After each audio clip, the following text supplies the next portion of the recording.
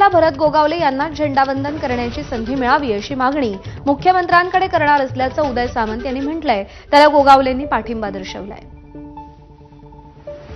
पुन्हा एकदा रायगडच्या पालकमंत्री पदाचा मुद्दा जो आहे तो चर्चेत आलेला आहे। उदय सामंत म्हणतात ते तुम्हीच जे ते ध्वजारोहण करा।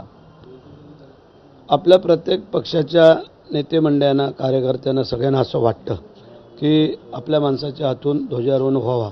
त्यामध्ये उदय सामंत बोलले त्यामध्ये चुकीचं काही नाही आहे आणि ठीक आहे, आमचा निर्णय मुख्यमंत्री एकनाथ शिंदे साहेब त्यानंतर अजितदादा ह्या तिघांवरती आमचा हा निर्णय आहे। देवेंद्र फडणवीस साहेब मुख्यमंत्री असल्यामुळे त्यांच्यावरती जबाबदारी आहे आणि ते पार पाडतील असं मला वाटतं। या संदर्भात ते मुख्यमंत्र्यांकडे सुद्धा जे ती मागणी करणार असं सुद्धा चर्चा जी आहे। पण सगळ्यात विशेष बाब म्हणजे प्रजासत्ताक दिन झाला, 1 मे महाराष्ट्र दिन झाला, त्यावेळेस सुद्धा या चर्चा झाल्या पण तिढा अद्याप सुटलेला नाही।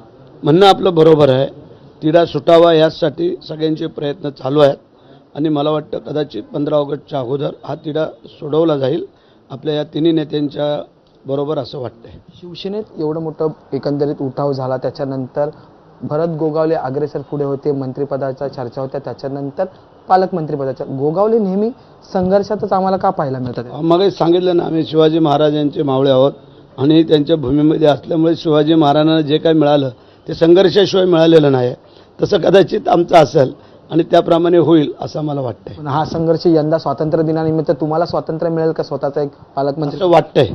त्यामध्ये मुख्यमंत्री देवेंद्रजी फडणवीस साहेब, उपमुख्यमंत्री एकनाथ शिंदे आणि उपमुख्यमंत्री अजितदादा हे तिघजण निर्णय योग्य घेतील असं सगळ्या जनतेला वाटू लागलेलं आहे। एकनाथ शिंदे आज पुन्हा दिल्ली दौऱ्यावर जाणार आहेत। गेल्या आठवड्यात देखील ते दिल्ली दौऱ्यावर होते। दिल्ली दौऱ्यामध्ये ते आपल्या खासदारांसह एनडीएच्या नेत्यांच्या